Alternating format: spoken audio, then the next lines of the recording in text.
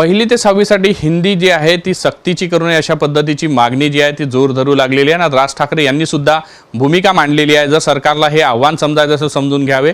मात्र या सगळ्या संदर्भात मराठी चळवळ खरं तर जे चालवत असतात त्या त्यांच्याशी आपण बोलण्याचा प्रयत्न करणार आहोत। आपल्यासोबत मराठी चळवळ सामाजिक मराठी अभ्यास मंडळाचे अध्यक्ष राहिलेले जे आहे श्रीपाद भालचंद्र जोशी सर आहे। आपण जोशी सरांकडून जाणून घेऊ की त्यांची भूमिका या सगळ्या संदर्भात काय आहे। राजकीय भूमिका आपण राज ठाकरेंची बघितलेली आहे। सर, मुद्दा असा आहे की 2 महिन्यापूर्वी 16 एप्रिलला जेव्हा हिंदी सक्तीचा शासन निर्णय आला तेव्हापासून आजपर्यंत महाराष्ट्र सत्तेमध्ये असलेले पक्ष वगळता सगळ्या राजकीय पक्षांसहित सगळ्या शिक्षणतज्ञ, बालमानसशास्त्रज्ञ, सगळ्या संघटना, संस्था, चळवळी, शिक्षक संघटना, शाळांच्या संचालकांच्या संघटना, हा पूर्ण महाराष्ट्र एकमुखाने हिंदी सक्तीच्या विरोधामध्ये एकत्र आला।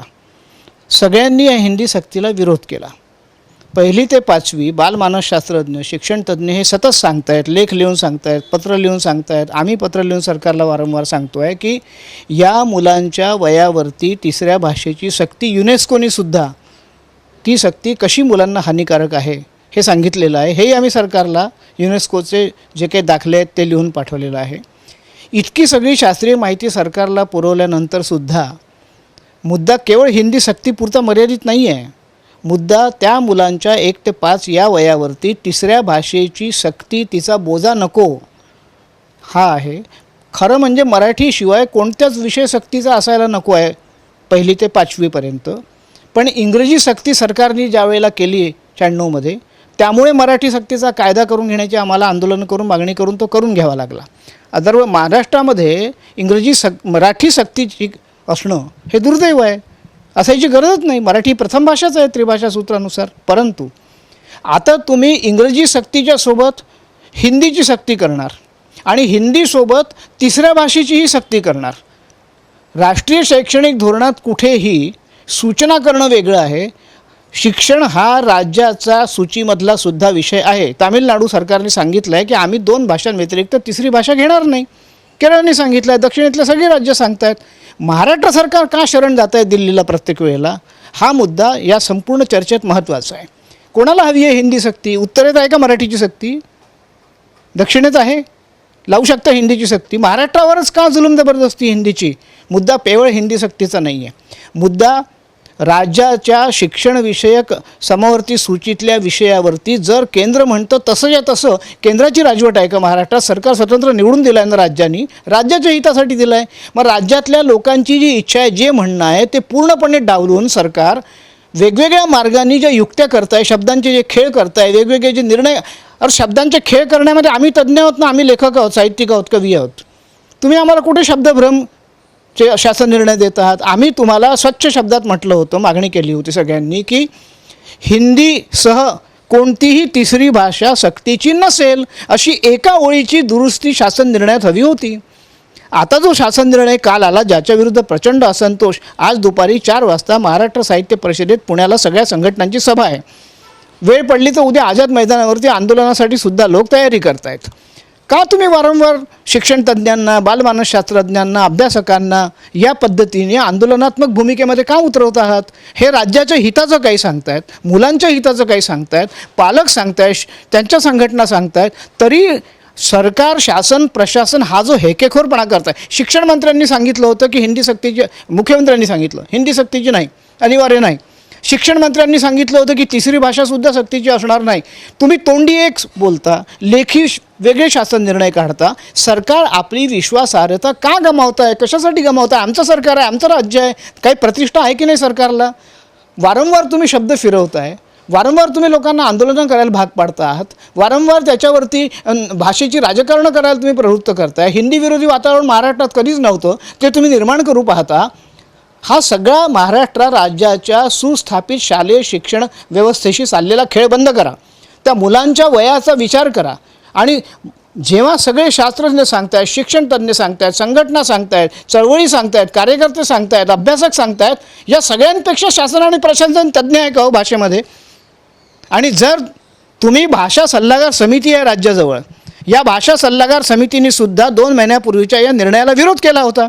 राज्यातले सगळे भाषेचे अभ्यासक त्या समितीत तुम्ही घेता हा शासन निर्णय तुम्ही काल काढताना किंवा आधीचाही काढताना भाषा सल्लागार समितीला राज्य सल्ला का विचारत नाही भाषेच्या संबंधामध्ये? त्यांना डावलून कसं काय भाषेच्या संबंधाचे निर्णय घेता? भाषा धोरण आम्ही दिलेलं आहे भाषा सल्लागार समितीने सरकारला, मग तुम्ही त्यांचा सल्ला घ्यायला पाहिजे ना. मग कशासाठी तुम्ही भाषा सल्लागार समिती नेमता? त्यामुळे जोपर्यंत हिंदी सक्तीसह तिसरी भाषा अनिवार्य नसेल असं सरकार स्पष्टपणे शासन निर्णय, आम्ही आजच पत्र पाठवलं आहे की असा शासन निर्णय निर्गमित करा आणि हा मुद्दा संपवा. तुम्ही तो वाढवता का आहात हा खरा प्रश्न आहे. तुम्ही लोकांना अधिकाधिक आंदोलन प्रवृत्त करत चाललेला आहात कारण नसताना. सर, ज्या पद्धतीने महाराष्ट्र खरं तर मराठी भाषा बोलली जाते किंवा बहु मराठी भाषिक आहे, या ठिकाणी हिंदीचा एक प्रकारे सक्ती करणे किंवा जिथं हिंदी बोलल्या जाते त्या राज्यांवर सक्ती नाही, महाराष्ट्रावर काय, असाही प्रश्न राज ठाकरे यांनी विचारला आहे. तुमची भूमिका कशी? राज ठाकरेंनी नाही, हा पहिले स्टॅलिननी विचारला तामिळनाडूच्या, त्यांनी विरोध केला हिंदी सक्तीला. तेवढा खणखणीत विरोध, तेवढी खणखणीत भाषिक भूमिका महाराष्ट्रातल्या कोणत्याही पक्षाच्या कोणत्याही राज्यकर्त्यांनी हे राज्य निर्माण झाल्यापासून घेतली नाही. म्हणून मराठीवरती ही दुरावस्थाचा प्रसंग ओढवलेला आहे. म्हणून आम्हाला मराठी सक्तीची करा म्हणावं लागतं आहे. म्हणून आम्ही आंतरराष्ट्रीय मराठी विद्यापीठ सगळ्या स्तरावरती मराठी माध्यमातून सगळे विषय शिकवणारे स्थापन करा, जे सरकार करत नाही. साहित्याचं विद्यापीठ स्थापन करतं ज्याची मागणीच नाही. हे मराठीच्या संबंधातलं मराठीची अवनती होईल असं धोरण राज्य का अवलंबतं आहे? राज्य हे मराठीच्या जतन संवर्धनासाठी मराठी राज्य निर्माण झालेलं आहे. याची आम्हाला रोज सरकारला आठवण करून द्यावी लागते. हे दुर्दैव आहे. सर, ज्या पद्धतीने तुम्ही सांगितलं आज 4 वाजता पुण्यात बैठक होणार आहे, सल्लागार समिती जे राज्य सरकारची आहे त्यांचा कुठेही विचार केला जाते किंवा त्यांच्या सल्ल्याला काही महत्त्व दिलं जातं? राज्य भाषा सल्लागार समितीने सगळ्यांसोबत या निर्णयाचा विरोध केला होता आणि आजही भाषा सल्लागार समितीचे अध्यक्ष लक्ष्मीकांत देशमुख यांनीच सभा बोलावलेली आहे. भाषा सल्लागार समितीचा या निर्णयाला विरोध आहे सरकारला सांगून झालेला आहे. त्याच्या बातम्या येऊन गेलेल्या आहेत, पत्र लिहून झालेली आहेत आणि दर 3 दिवसांनी सरकारला आम्ही स्मरण करतो आहोत. जो शासन निर्णय काल आला तो आम्हाला असं वाटलं होतं की इतकं सरकारला सांगितल्यावर सरकार हिंदीसह कोणतीही तिसरी भाषा अनिवार्य असणार नाही असा एका ओळीचा शासन निर्णय हवा आहे ना. फक्त तुम्ही शब्दांचे इतके खेळ, याऐवजी ते वाचावे, त्याऐवजी ते वाचावे म्हणजे काय? आणि 20 पटसंख्येच्या खाली सगळीकडे हिंदी सक्तीचीच होणार आपोआप. तुम्ही मागच्या दराने हिंदी सक्ती कायम ठेवताय ना. उद्या काय होणार आहे? तिसरी भाषा कोण मागणार आहे 20च्या वरती? तुम्ही मल्याळम भाषा देणारे शिक्षक ते ऑनलाईन शिकवणार तुम्ही मागितलं तर. म्हणजे हा जो शब्दभ्रम आहे, शब्दच्छल आहे, हा सरकारने थांबवावा. जी आर तर रद्द नाही, दुरुस्ती करा सांगतोय आम्ही. रद्द काय करा? आम्ही एका ओळीची दुरुस्ती मागतोय फक्त 16 एप्रिल 2025च्या शासन निर्णयामध्ये हिंदी सक्तीच्या, की केवळ हिंदीसह तिसरी कोणतीही भाषा 1ली ते 5वी अनिवार्य असणार नाही. मुद्दा संपला. बाकीचे शब्दभ्रम करण्याचे आणि हे ऐवजी ते वाचावे त्याऐवजी निश्चितच राहणार आहे. लोक आता तयारी करतातच आहे ना त्यासाठी आंदोलनाची. काय करतील मग लोक? मागे आम्ही मराठी सक्तीचा 10वीपर्यंतचा कायदा करून घ्यायला आम्हाला महाराष्ट्रातले 1200 लोक आम्ही आझाद मैदानावर बसलो होतो. त्यानंतरही तेव्हाच्या सरकारने केला नव्हता. नंतर आलेल्या सरकारने तो कायदा केलेला आहे, लक्षात घ्या.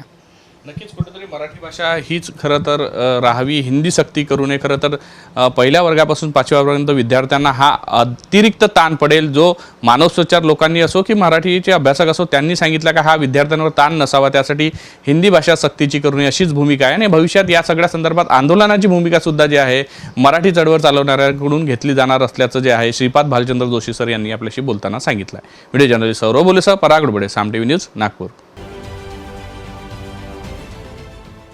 देश विदेशातील प्रत्येक घडामोडींचे लाईव्ह अपडेट मिळवण्यासाठी आता साम टीव्हीच्या सर्व सोशल मीडिया प्लॅटफॉर्मला लाईक, फॉलो आणि सबस्क्राईब करा. तसंच सर्व नोटिफिकेशनसाठी बेल आयकॉन प्रेस करायला विसरू नका.